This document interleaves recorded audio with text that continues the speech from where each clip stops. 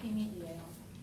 부모 공경, 좋은 자녀가 되는 것이 하나님이 말씀하시는 형통함과 도대체 어떤 관계가 있는지, 그 비밀이 무엇인지 오늘 말씀을 통하여서 우리 함께 은혜 나눠보도록 하겠습니다. 오늘 말씀, 우리 본문 말씀 에베소서 6장 1절에서 4절입니다. 우리 같이 한 목소리로 한번 읽어볼게요. 시작. 자녀들아, 주 안에서 너희 부모에게 순종하라. 이것이 옳으니라. 내 아버지와 어머니를 공경하라. 이것은 약속이 있는 첫 계명이니 이로써 내가 잘되고 땅에서 장수하리라. 또 아비들아, 너희 자녀를 노엽게 하지 말고 오직 주의 교훈과 훈계로 양육하라. 아멘. 본문 말씀입니다. 하나님께서 우리에게 주신 가장 소중한 선물이라고 하면 부모님일 수 있을 거예요. 그래서 하나님은 단호하게 부모 공경을 명령하고 계십니다. 성경에서 자녀의 당연한 의무로 부모 공경을 말씀하고 계시는데요. 성경에서 어떻게 말씀하고 계신지 성경을 통하여서 한번 보도록 하겠습니다. 성경에서 말씀하시는 부모 공경의 이유입니다. 첫 번째, 주님을 기쁘시게 하는 길이라고 말씀하고 있습니다. 골로새서 3장 20절에 보면 자녀들아 모든 일에 부모에게 순종하라. 이는 주 안에서 기쁘게 하는 것이니라 라고 말씀하고 있어요. 그리고 또 요한복음 19장 26절에서 27절을 보면은 예수께서 자기의 어머니와 사랑하시는 제자가 곁에 서 있는 것을 보시고 자기 어머니께 말씀하시되 여자여 보소서 아들이니이다 하시고 또 그 제자에게 이르시되 보라 내 어머니라 하신대 그때부터 그 제자가 자기 집에 모십니다. 이것은 예수님께서 십자가에 달리셨을 때 그 고통 중에서도 마지막까지 육신의 어머니를 그 제자 요한에게 부탁하시는 말씀이죠. 이렇게 예수님께서 친히 보여주신 분이라는 겁니다. 그리고 세 번째는 에베소서 6장 2절에서 3절 우리가 방금 읽은 본문인데요. 내 아버지와 어머니를 공경하라. 이것이 약속 있는 첫 계명이니 이로써 내가 잘되고 땅에서 장수하리라 라고 말씀하십니다. 10계명 중에서 복을 약속하신 첫 계명이라는 겁니다. 이렇게 성경에서는 부모 공경에 대해 많은 말씀이 나와 있어요. 네, 그럼 우리 여기까지 들으면 맞습니다. 부모 공경이 우리 자녀의 당연한 의무가 맞습니다 라고 여러분들이 이렇게 동의하게 되실 거예요. 그런데 그 말씀을 들으면서 여러분 마음 가운데 네 맞아요. 맞는데요. 그런데 잘 안 돼요. 하는 마음이 아마 들 거예요. 그렇죠? 맞아요. 맞습니다. 그런데 어려워요. 이런 마음이 우리 안에 있는 거예요. 뭔가 불편한 마음들이 우리 안에 있는 거예요. 그래서 왜 그런 불편한 마음들이 있을까? 그것에 대해서 하나님은 그 이유까지도 정확하게 말씀해 주고 계세요. 오늘 에베소서 6장 우리가 읽은 4절 말씀을 보면요. 1절에서 3절까지는 자녀들아 주 안에서 너희가 순종해라. 이게 약속 있는 계명이다. 명령일 뿐만이 아니라 그 명령에 대한 약속이 있다는 거예요. 어떤 약속이 있대요? 자녀들아 너희가 잘되고 땅에서 장수할 거야 라고 말씀하시는 거예요. 이 잘된다는 것은 때에 맞게 하나님께서 적당한 기회들을 주시겠다는 거예요. 그리고 장수한다는 것은 우리가 물리적인 수명이 길다라는 것보다 그 때에 맞게 주신 그 기회가 계속 잘 돼서 이렇게 롱런하게 되는 꾸준히 열매 맺는 끝까지 하다 끊어지고 그러는 것이 아니라 끝까지 잘 되어서 꾸준히 열매 맺도록 잘 될 거야 하는 약속이거든요. 하나님께서 이런 약속을 주셨어요. 그러니까 이 약속은 다시 말하면 모든 자들이 하나님의 축복을 받을 수 있도록 일반적으로 열어놓은 형통케 되는 문이라는 거예요. 하나님께서는 이 땅에서 필요한 모든 복을 어떻게 약속하셨냐면 부모와 자녀 관계가 온전하게 될 때 풀어진다라고 약속하신 거예요. 하나님께서 그 형통의 문을 열어놓으셨다. 그 하늘 문을 열어놓으셨다라고 말씀하시는 거예요. 그런데 우리 안에 네 맞아요. 그런데 어려워요. 하는 마음이 들므로써 그 형통의 기회를 빼앗기고 있다는 거죠. 근데 그 이유가 뭐냐고 말씀하고 있냐면 오늘 에베소서 4절에서 그 이유를 말씀하고 계세요. 뭐라고 말씀하냐면 봅시다. 또 아비들아 너희 자녀를 노엽게 하지 말고 오직 주의 교훈과 훈계로 양육해라 라고 말씀하시는 거예요. 그쵸? 우리에게 너희 부모에게 순종해 하시면서 곧바로 4절에서는 아비들아 부모들아 하는 거죠. 너희 자녀 노엽게 하지 마. 주의 교훈과 훈계로 양육해라 라고 말씀하시는 거예요. 너희 자녀들이 그 일반적으로 받을 수 있는 형통의 문, 그 열어놓은 하늘의 문이 닫히지 않도록 너희가 조심해 부모들아 라고 말씀하고 계신 거예요. 그거를 왜 너희들이 그들이 순종할 수 있도록 공경할 수 있도록 그렇게 잘 도와줘야 돼. 왜 그렇게 하지 않니? 라고 말씀하고 계신 거예요. 그러니까 자녀들이 거역하게 하고 대적하게 하고 분노하게 하지 말라는 거예요. 이 말씀을 들으니까 여러분 마음 좀 시원하십니까? 표정이 좀 밝아지시는 것 같은데요. 거봐, 부모가 문제였어. 이런 마음들이 좀 생기시는 것 같죠? 맞아요. 저도 부모이지만 사실 이 좋은 자녀 되기에 대부분의 요인은 부모에게 있는 것 같아요. 예. 그래서 그렇다면 이렇게 부모의 역할이 참 중요하구나. 그 하나님께서 일반적으로 열어놓으신 그 형통케 하는 하늘의 문, 그 문을 닫히지 않도록 부모들아 조심해, 부모들아 잘해 이렇게 말씀하고 계시니 과연 부모의 그렇다면 역할에 대해서 우리가 잠깐만 한번 같이 봅시다. 그럼 부모는 대체 어떤 역할을 해야 자녀의 그 형통케 하는 문이 닫히지 않게 되는 걸까? 오늘 4절에서 오직 주의 교훈과 훈계로 양육해라 라고 말씀하고 계시죠. 오직 주의 교훈과 훈계. 교훈이라는 것은 그 다른 질서와 기준을 제시하는 걸 말합니다. 질서이고 기준인 아비가 권위를 가지고 교훈하는 걸 말해요. 하늘의 질서의 권위를 가지고 교훈하는 거죠. 그래서 믿음의 사람의 본이 되는 좋은 모델이 되어줘라 하는 말이에요. 그것이 교훈으로 가르쳐라 하는 거고요. 두 번째, 부모의 역할은 공급과 보호자가 될 수 있어요. 지붕이 되고 보호자가 되는 거예요. 울타리가 되어주는 겁니다. 열심히 사는 모습을 보여주는 거예요. 그럴 때 그들이 잘 살고 못 살고 그런 결과에 상관없이 자녀들은 안정감을 누리게 되고 부모에게 감사하는 것을 배우게 된다는 거예요. 이렇게 공급과 보호를 해야 되고, 그 다음에 마지막은 훈계. 이 훈계는 종교교육 시키라는 게 아니에요. 그렇게 앉아서 종교교육 시키면서 잔소리하라는 것이 아니라 그들의 영을 살려주라는 이야기예요. 우리의 영은요, 사랑을 받지 못하면, 진정으로 조건 없는 용납과 용서와 사랑을 받지 못하면 딱딱하게 굳어집니다.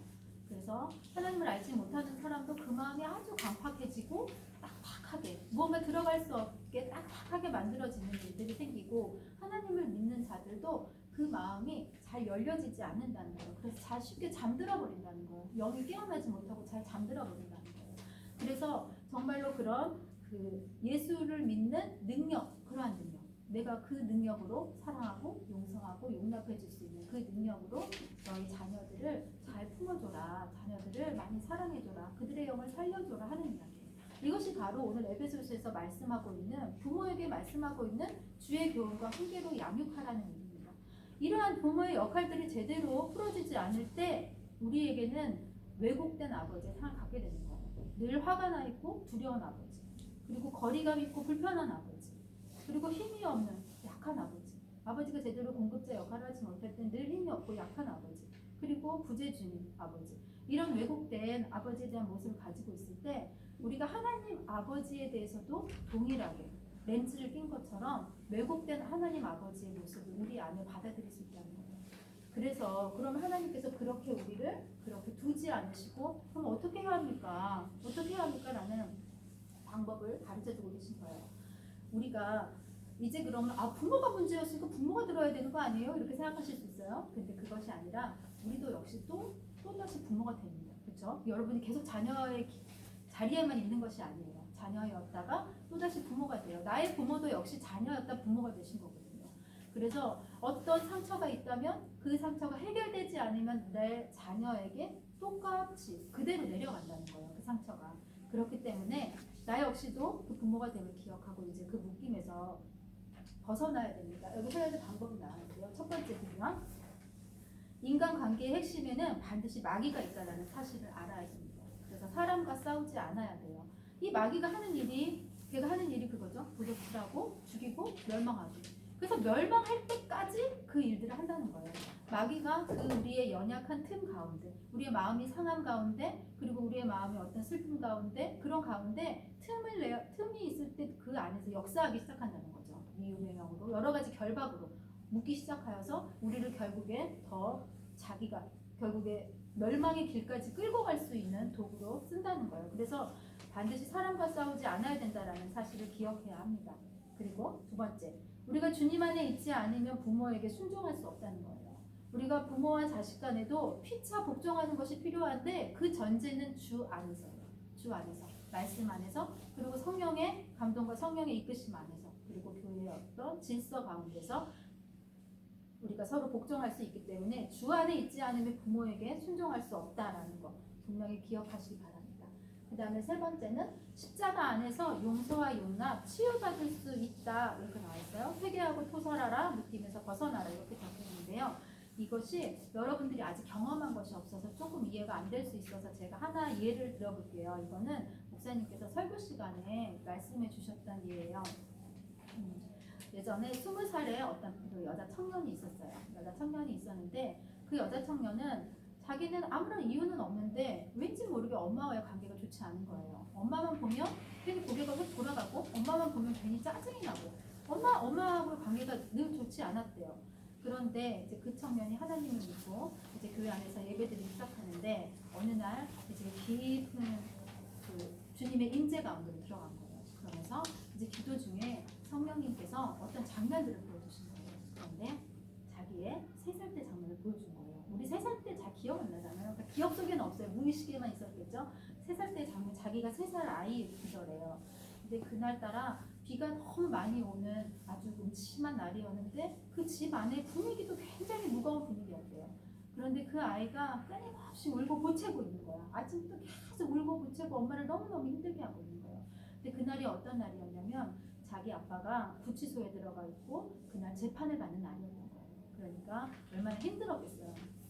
그때 이 아이가 계속 울고 보채니까 그 비가 막 내리는데 할머니가 이 아이를 현관문을 열고 밖에 쫓아낸 거예요. 네가 왼수다. 너가 왼수 덩어리야 이러면서 이제 화풀이를 한 거죠. 이 아이를 그 비가 오는데 쫓아버렸어요. 근데 이제 이 아이가 엄마가 와서 그럼 나는 안아주겠지 이런 기대가 있었겠죠. 이렇게 엄마가 오기만 쳐다보고 있는데 엄마도 이 아이를 외면해버리고 들어가 버린 거예요. 그때 이제 이 아이 마음 가운데 그 상처가 들어왔겠죠. 깊은 상처가 들어왔겠죠. 그런데 그때 성령님이 말씀하셨대요. 너희 엄마를 용서해라. 너희 엄마를 용서해라. 이 두 마디 음성을 듣고 그 청년이 그 자리에서 저희 엄마를 용서합니다. 이렇게 순종하는 기도를 드린 거예요. 그 순종하는 기도를 드렸는데 그 순간에 갑자기 의식의 배치가 일어난 거야. 그래서 자기가 그 3살 아이의 모습으로 있던 자기가 어느 순간에 20살의 지금의 자기의 모습으로 그렇게 인식의 전환이 딱 되더라고요. 그래서 20살의 자기가 되어서 아까는 3살 아이로 그 상황을 바라보고 있었는데 20살의 지금 청년이 된 자기의 모습으로 그 상황을 바라보고 있는 거예요. 그러니까 이 아이는 나이는 20살이 되었지만 엄마 앞에서 엄마를 대하는 건 끊임없이 3살 아이의 마음으로 대했던 거예요. 그 상처가 해결이 안 되니까 엄마 앞에서 계속 3살이었던 거예요. 근데 그 엄마를 용서합니다 라는 그 한 가지 기도에 순종하고 나니까 자기가 20살이 되어서 그 상황을 쳐다보고 있어요. 그러니까 그 상황을 보니까 이제 엄마가 이해가 되고 엄마가 너무 불쌍하게 보이는 거예요. 엄마도 너무 힘들었겠다. 그날 엄마 얼마나 힘들었을까. 엄마도 이제 그 무거운 삶의 무게를 져야 하는 상황 앞에서 얼마나 힘들었을까. 내가 그동안 엄마한테 했던 그 모든 게 너무나 죄송하다라는 마음이 드는 거예요. 자기가 엄마를 용서한 줄 알았는데 그날 이후로 자기가 엄마한테 잘못했다고 용서해달라고 그렇게 말하는 계기가 된 거예요. 그렇게 성령님 안에서 그 모든 맺혀졌던 마음들이 다 녹아지고 풀어지고 나온 거예요. 그러니까 오늘 이 말씀, 이 세 번째 십자가 안에서 용서, 용납, 치유받을 수 있다. 이게 정말로 가능한 일이라는 거예요. 우리가 용서는 사람이 할 수 없습니다. 오직 성령님이 하셔야 할 수 있는 거예요. 진정한 용서는. 그래서 반드시 우리가 이 토설하라는 거는 하나님 앞에 그 문제를 가지고 가라는 거예요. 가지고 가라는 거예요. 만약에 나에게 그러한 어떤 일들이 있다, 그러한 현상들이 있다 할 때 하나님께 성령님께 그 문제를 가지고 가서 올려드리고 기도하라는 거예요. 그리고 쏟아내라는 거예요. 그럴 때 성령의 조명하심 안에서 우리가 반드시 그 묶임 가운데서 풀어질 수 있다는 거예요. 반드시 풀어져야겠죠. 그렇죠? 이게 묶여져 있는 한 하나님께서 약속하신 그 형통함을 우리가 받을 수 없다면 이것을 반드시 벗어나야 되는 거죠. 그리고 마지막 4번째는 교회 공동체, 새로운 가족, 영의 가족 안에서 자라라.